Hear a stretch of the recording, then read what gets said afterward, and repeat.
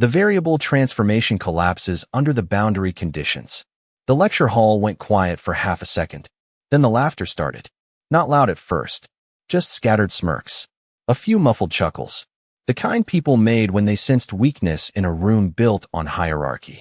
Professor Daniel Whitmore slowly removed his glasses and looked toward the back row. Toward the woman in the gray cardigan. Toward Eleanor Vale. "You're correcting my equation?" he asked pleasantly. But there was no warmth in his voice. Only performance. Only the sharp patience of a man who enjoyed public embarrassment when it arrived gift-wrapped. Several graduate students exchanged glances. Someone whispered loudly enough to carry through the hall. "Isn't she part of facilities?" Another student snorted. "I think she cleans this building." More laughter. Eleanor lowered her eyes slightly, clutching the edge of her worn notebook against her chest. "I was only asking a question," she said softly. Whitmore smiled. The kind of smile powerful men used moments before destroying someone socially. "No," he replied calmly. "Since you seem so confident, why don't you come solve it for us?" A ripple passed through the lecture hall. Phones immediately appeared.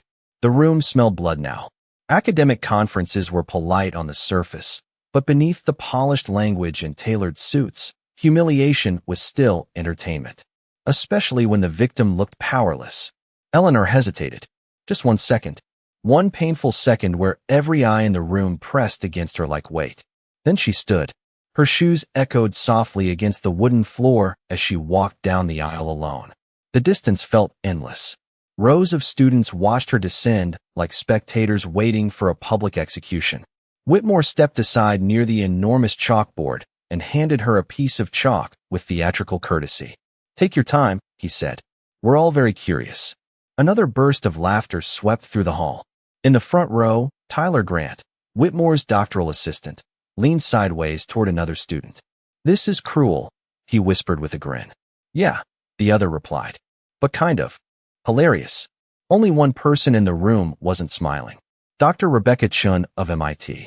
She sat with her arms folded loosely, watching Eleanor with narrowed eyes. Not pity. Interest. Because unlike the others, Rebecca had noticed something strange the moment Eleanor spoke. She hadn't sounded uncertain. She had sounded precise. That difference mattered. At the board, Eleanor stared silently at the equation covering the black surface. Tensor operators. Boundary transforms.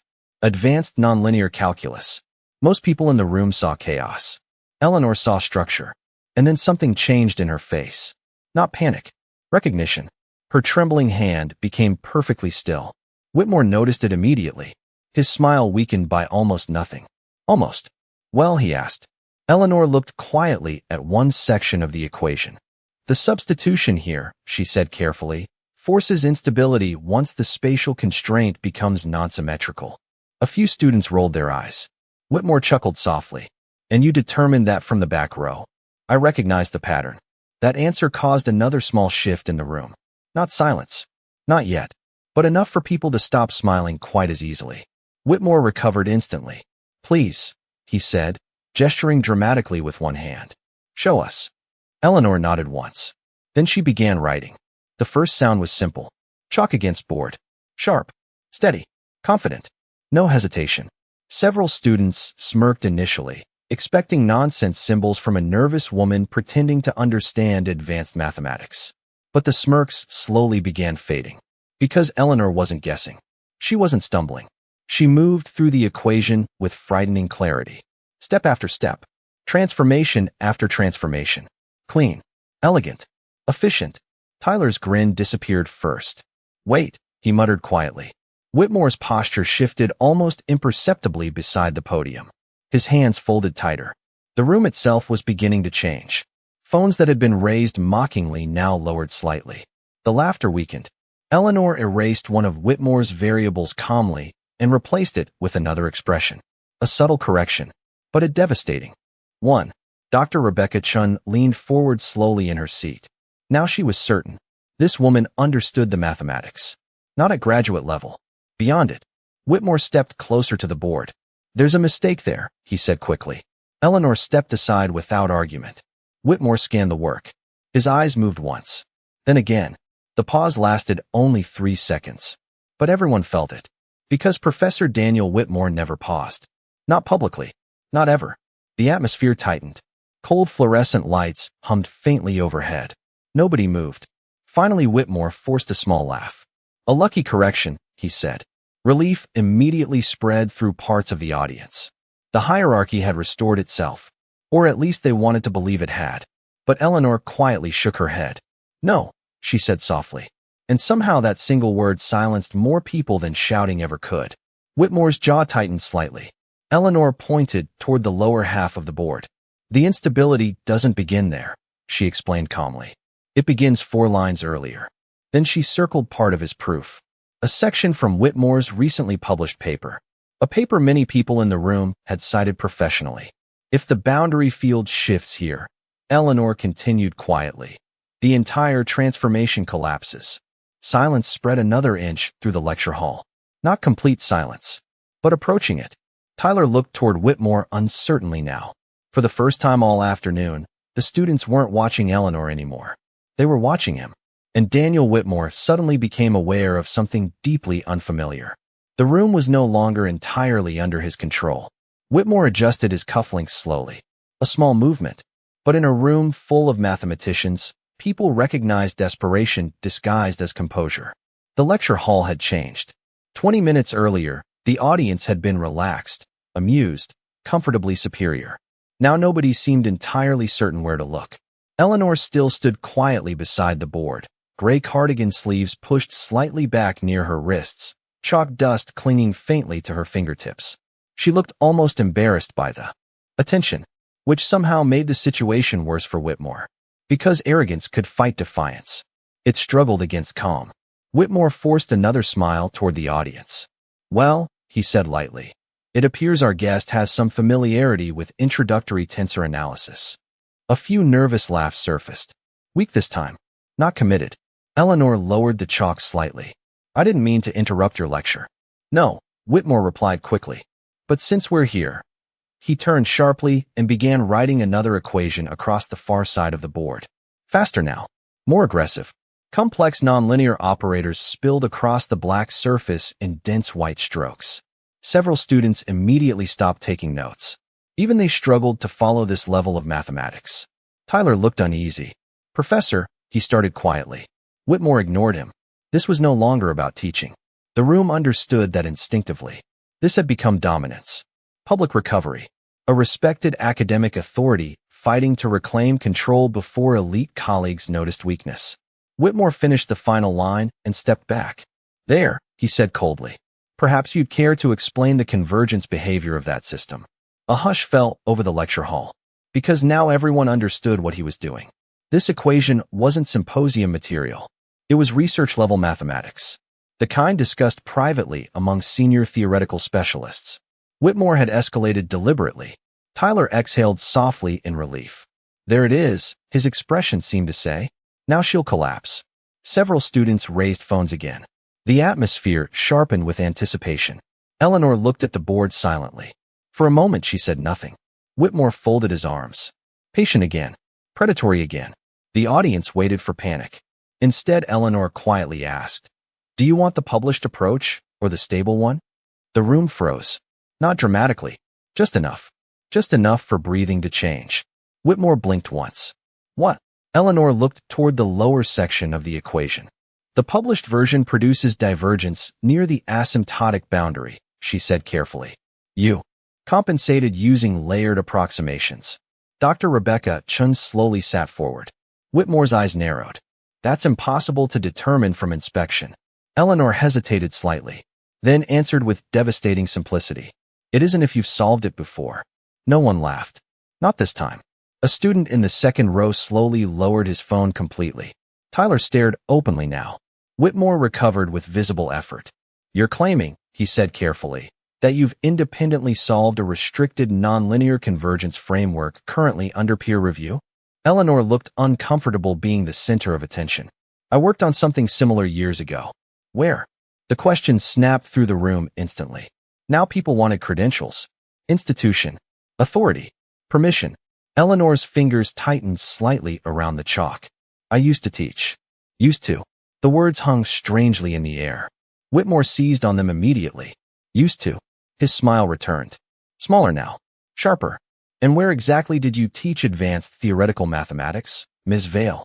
Eleanor didn't answer immediately. The silence stretched just long enough to become painful. Then, Cambridge. Murmurs spread instantly through the lecture hall. Whitmore's expression barely shifted. Cambridge Community College. A few students laughed reflexively. But Rebecca Chin didn't. Because Eleanor had not said community college. She had said Cambridge. Quietly. Precisely. Whitmore walked closer.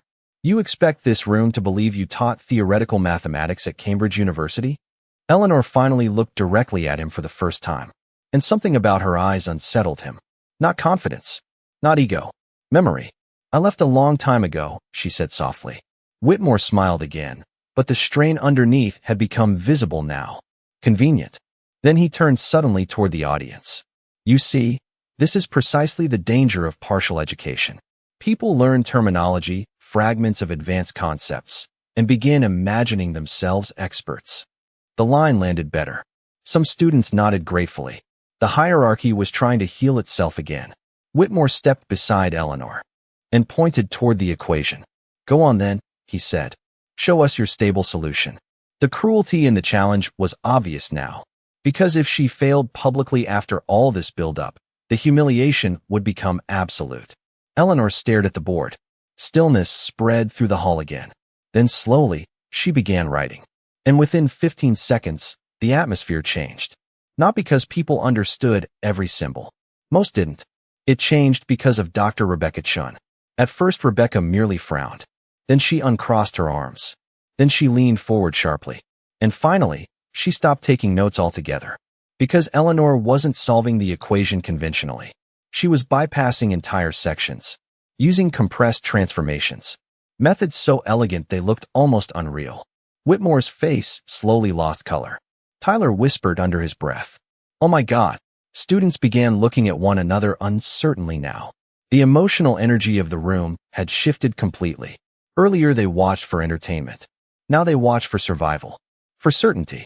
For someone important to reassure them this woman was not dismantling a world-famous professor in real time. Eleanor wrote one final line, then quietly stepped back. The board was completely silent behind her. Whitmore stared at it without moving. Rebecca Chun stood slowly from her seat. And that frightened the room more than anything else. Because respected people only stood up for moments that mattered. She walked carefully toward the board. Toward Eleanor. Toward Whitmore's equation. The lecture hall had become so quiet now that the fluorescent lights overhead could actually be heard. Rebecca studied the proof for nearly 10 seconds. Then she looked toward Eleanor. Not with amusement. Not with curiosity. With recognition. And when she finally spoke, her voice sounded almost disbelieving. Where, she asked carefully, did you learn to do this? The question lingered in the lecture hall like smoke. Where did you learn to do this? Dr. Rebecca Chin's voice was calm, but beneath it was something rare in elite academic circles. Shock. Eleanor stood quietly beside the chalkboard, shoulders slightly lowered, fingers dusted white. For a moment, she looked like she might refuse to answer. Not out of fear, out of exhaustion. Professor Whitmore stepped forward before she could speak. This has gone far enough, he said sharply. His tone had changed again. Less theatrical now. Less amused. Because amusement required control. And control was slipping through his fingers one silent second at a time. Rebecca did not look away from the board. Professor, she said quietly, this derivation bypasses 3 accepted stabilization stages. Whitmore folded his arms. That doesn't make it correct. No, Rebecca agreed. It makes it unusual. The room remained perfectly still. Graduate students who had once leaned back comfortably now sat rigid in their seats. Nobody whispered anymore. Nobody checked their phones. The atmosphere had become painfully attentive. Rebecca pointed toward the center section of the proof. This compression method, she said carefully. I've only seen one variation remotely similar before. Eleanor's eyes lowered slightly. Whitmore noticed it immediately, and something dangerous flickered across his face. Fear. Tiny, but real. What variation? Tyler asked quietly from the front row. Rebecca didn't answer immediately. Instead, she turned slowly toward Eleanor. Did you study under Harold Mercer? Several professors in the audience visibly reacted. Even Whitmore stiffened. Harold Mercer. The name carried weight. Legendary theoretical mathematician. Brilliant. Difficult. A man whose work had reshaped nonlinear systems analysis 20 years earlier, and whose most famous doctoral student had vanished from academia almost overnight. Eleanor looked at the floor for one long second, then nodded once. A ripple moved violently through the room. Whitmore laughed immediately. Too quickly. That's impossible. Nobody joined him, which made the sound feel lonely. Whitmore glanced around the lecture hall and realized something horrifying. The audience was no longer emotionally with him. They were with her. Rebecca stepped closer to Eleanor now. What was your dissertation topic? Eleanor's voice was almost inaudible. Adaptive boundary collapse under asymmetrical constraints. The room went dead silent. Because everyone in advanced mathematics knew that title. Not officially. The dissertation had never been published. It had become academic mythology instead. A rumored framework so advanced that fragments of it had circulated privately for years among elite departments. Tyler looked confused. But the senior professors weren't confused at all. One older mathematician near the aisle slowly removed his glasses. Another stared openly at Eleanor now, as if trying to reconcile the quiet woman in the cardigan with a ghost story from academia. Whitmore's jaw tightened visibly. That work was never completed, he snapped. Eleanor finally looked toward him again. Yes, she said softly. It was. The temperature in the room seemed to change. Cold fluorescent light spilled across rows of motionless faces. Rebecca spoke carefully now. Eleanor Vale. Not a question. Recognition. Several professors exchanged stunned looks immediately. One whispered under his breath. No. Whitmore stepped forward aggressively. This is absurd. But his voice lacked authority now. Because authority depended on certainty. And certainty was collapsing around him. You disappeared 20 years ago, Rebecca said quietly. Eleanor nodded faintly. My son got sick. The simplicity of the answer hit harder than any dramatic speech could have. No music. No theatrics. Just truth. I left before publication, Eleanor continued. There were surgeries, treatments, insurance problems. She paused briefly. Math stopped matching. The lecture hall remained completely silent. Earlier, these same students had laughed at her shoes, at her cardigan, at the possibility that someone like her belonged in their world. Now nobody could even hold eye contact. Whitmore tried to recover. Even now. Even cornered. Convenient story, he said coldly. Rebecca turned toward him slowly. And for the first time all afternoon, Whitmore became the smaller presence in the room. You cited her unpublished methods in your 2019 convergence paper, Rebecca said. Whitmore froze. Only slightly. But enough. Tyler looked toward him in confusion. What? Rebecca stepped toward the board and pointed directly at Whitmore's equations. The stabilization shortcut. She looked back at him evenly. You built your framework from Mercer's missing branch theories. Whitmore's face hardened. They were theoretical fragments circulated academically. No, Eleanor said quietly. The entire room turned toward her again. She reached into her worn leather notebook. Old pages. Folded corners. Years of use. Then she carefully removed several yellowed sheets covered in handwritten mathematics. The handwriting matched the board perfectly. Clean. Precise. Elegant. Rebecca took the pages carefully. Her eyes widened almost immediately. These are original. Whitmore stepped forward sharply. That proves nothing. But the room could hear it now. The instability in his voice. The fear. Rebecca looked at the date written near the bottom corner. 19 years earlier. A long silence followed. Then Tyler spoke softly. Professor, Whitmore ignored him. But Tyler's expression had already changed. The admiration was gone. And Whitmore saw it. That hurt him more than the equations. Eleanor carefully closed her notebook. I never came here to embarrass anyone, she said quietly. The words landed like weight. Because everyone in the room understood now. She had tried to stay invisible. She had tried to avoid this. Whitmore had dragged her into the spotlight himself. And the lecture hall was beginning to realize something else too. The cruelest person in the room was no longer hidden behind prestige. He was standing under full fluorescent light for everyone to see. Rebecca slowly handed the pages back to Eleanor. Then she asked the question nobody else was brave enough to ask.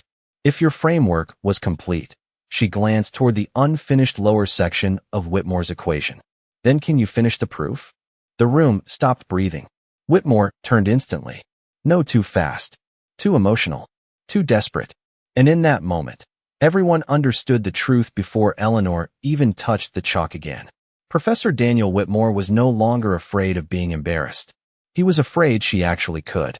No, Whitmore's voice cracked through the lecture hall too. Quickly, too sharply, too afraid. And the room heard it. For the first time that afternoon, Professor Daniel Whitmore no longer sounded like the most powerful person in the building. He sounded cornered.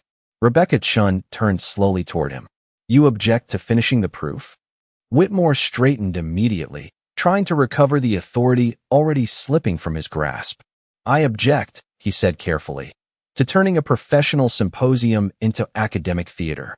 The irony of the statement settled heavily across the room, because everyone remembered exactly who had started the theater.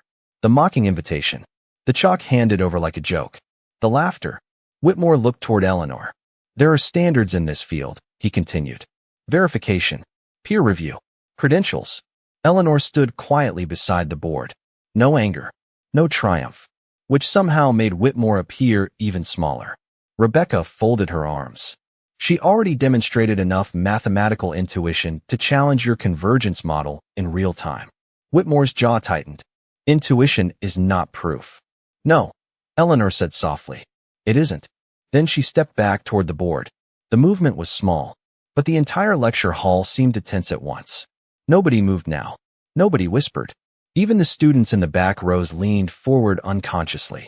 Whitmore watched her approach the unfinished equation with visible strain beneath his expression, because he knew something the students didn't. The lower section of that proof contained the flaw he had spent 3 years hiding. Not fraud. Not exactly. But compromise. Approximation layered over instability. Enough to publish. Enough to protect reputation. Not enough to survive someone like Eleanor Vale. Eleanor stared at the equation for several silent seconds. Then she asked quietly, do you want the elegant solution or the honest one? A visible shiver passed through parts of the audience. Rebecca's eyes narrowed slightly. Whitmore said nothing, because suddenly he understood the danger of answering. Eleanor lifted the chalk and began writing. The lecture hall disappeared into absolute silence. Not academic silence. Not polite silence. The kind of silence people fall into when witnessing something irreversible. Her movements were calm now, almost gentle. No wasted motion. No hesitation. Entire sections of Whitmore's framework vanished beneath swift corrections. Symbols transformed. Operators collapsed into cleaner forms. A stabilization sequence Whitmore had once described in a published interview as mathematically unavoidable. Eleanor bypassed in less than 30 seconds. Tyler stared openly. That's not possible, he whispered. But nobody answered him. Because everyone was watching the same horrifying realization spread slowly across Whitmore's face. Eleanor understood his life's work better than he did. Worse, she understood where it broke. Chalk moved steadily across the board. White symbols covering black space with terrifying precision. Rebecca stepped closer unconsciously now. Another professor rose from his seat. Then another. Within moments, half the front row stood watching. Not out of spectacle anymore. Out of disbelief. Eleanor paused briefly near the center of the proof. Then circled one section. This, she said quietly, is where the collapse begins. Whitmore swallowed hard. The room heard it. You compensated using recursive approximation. Eleanor continued softly. But the instability keeps reproducing underneath. She wrote 3 additional lines beneath it. Simple. Elegant. Devastating. Rebecca covered her mouth slightly. Oh my God. A low murmur spread through the audience. Not laughter. Recognition. Students looked toward Whitmore instinctively, waiting for correction. Waiting for authority to stabilize reality again. But Whitmore said nothing. Because he couldn't. Eleanor had reached the section he himself avoided discussing publicly. The section buried beneath abstraction and prestige and complicated language. The weakness. Tyler's face slowly lost color. You knew? He asked quietly. Whitmore turned sharply. Be careful. But the warning came too late. The room had already changed sides emotionally. Earlier they feared Whitmore's opinion. Now they feared Eleanor's silence. Eleanor finished another sequence and stepped back slightly. There, she said. The board. Stretched across nearly 20 feet now. An ocean of equations. And at the center of it, clarity. Rebecca moved forward first. Her eyes scanned rapidly through the proof. Then slower still. The lecture hall waited. Nobody breathed comfortably anymore. Finally, Rebecca looked up, and her voice came out almost reverent. It resolves the asymmetrical instability. No reaction came at first. The audience needed time to process the sentence. Then realization spread physically across the room. Faces changing, postures collapsing, students glancing at each other with growing disbelief. One young man in the third row slowly lowered the phone he had been recording with since the beginning, as if ashamed to still be holding it. Whitmore stared at the board motionlessly. The fluorescent lights reflected faintly against the moisture gathering near his eyes. Not tears. Panic. His entire reputation stood exposed under white chalk. Every approximation, every hidden weakness, every layer of academic performance. Eleanor placed the chalk quietly on the tray, then stepped away from the board. No dramatic speech, no victory pose, nothing. And somehow that destroyed Whitmore more completely than cruelty ever could have. Because she had not humiliated him. He had done that himself. A student near the back finally whispered the thing everyone else was thinking. She solved it. Another voice answered quietly. No, a long pause followed. Then, she solved him. The words spread invisibly through the room. Whitmore heard them. His shoulders lowered almost imperceptibly. For 20 years, he had controlled rooms through intellect, intimidation, and status. Now none of it mattered. Because authority had collided with something older. Something quieter. Truth. Rebecca turned toward the audience slowly. I think, she said carefully, we may have just witnessed one of the most important unpublished mathematical frameworks of the last 2 decades. The lecture hall remained perfectly silent. Then, somewhere near the front row, someone began clapping. Softly, uncertainly. Another joined. Then another. And suddenly the same room that had laughed at Eleanor Vale rose to its feet. Whitmore did not. He simply stood beneath the fluorescent lights while applause thundered around him, looking smaller than anyone had ever seen him before. The applause rolled through the lecture hall in uneven waves. Not explosive at first. Uncertain. Almost reluctant. Because many of the people clapping had laughed at her less than an hour earlier. And they knew it. That was the real sound filling the room now. Not admiration. Shame. Eleanor stood motionless near the board while rows of students and professors slowly rose to their feet around her. The gray cardigan. The worn notebook. The quiet woman they had mistaken for insignificant. Nothing about her had changed. Only the room had. Professor Daniel Whitmore remained seated beside the podium. He didn't clap. Couldn't. His eyes stayed fixed on the massive proof stretching across the board like evidence at a trial. Years of prestige. Years of carefully protected authority. Unraveling under fluorescent light. Tyler looked at him uncertainly. Professor, Whitmore didn't answer. Because there was nothing left to say that wouldn't sound smaller than the silence surrounding him. Rebecca Chin stepped toward Eleanor slowly. When did you finish the framework? She asked softly. Eleanor glanced toward the equations. A long time ago. Why didn't you publish it? A strange expression crossed Eleanor's face then. Not regret. Something heavier. My son needed treatment, she said quietly. Research grants disappeared after I left Cambridge. Hospitals didn't care about mathematical theory. The applause faded gradually. The room listened. My husband had already passed away, Eleanor continued. So I took whatever work I could find. Several students lowered their eyes. Because suddenly the woman they mocked became painfully human. Not myth. Not legend. A mother. A tired woman trying to survive. Tyler swallowed visibly. You worked here this whole time? He asked quietly. Eleanor nodded once. Facilities overnight. The words hit the room harder than the mathematics had. Because everyone immediately remembered the whispers. The cleaning staff jokes. The laughter. One girl near the center row covered her mouth with her hand. Another slowly locked her phone screen and slipped it into her pocket like she was hiding evidence. Whitmore finally stood. The movement instantly tightened the atmosphere again. For one brief moment, the audience wondered whether he might recover some dignity, whether he might apologize. Instead, he looked toward Rebecca. You're overreacting, he said stiffly. The sentence landed horribly. Even he seemed to realize it too late.